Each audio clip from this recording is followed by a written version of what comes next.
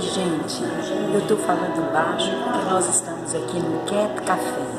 Esse é um lugar especial, principalmente para aquelas pessoas como você, Cássia, que ama animais, que ama os bichos, que ama os gatos. Aqui nesse lugar tem brinquedinho para gato, tem várias espécies, tipos de gato, todos acomodadinhos nas suas casinhas, bem cuidados. E são gatos que as pessoas pegaram para alguém que quiser vai lá e adota. Então eles guardam Kit Kats, ok?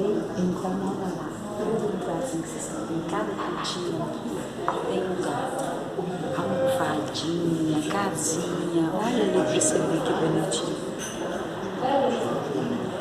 E aqui no Cat Café, até as meninas que servem, né?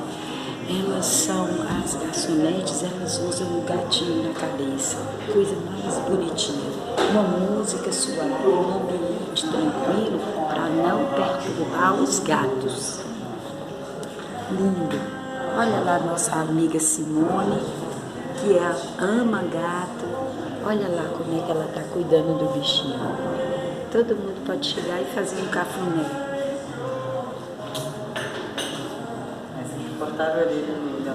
Esse aqui, gente, é o lugarzinho dos gatos brincar, pular, andar.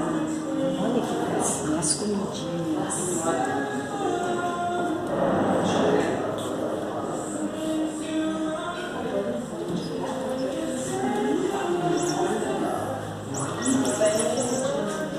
Não deixe de vir ao Líbano sem passear pelo Cat Café. E nós vamos tomar café agora.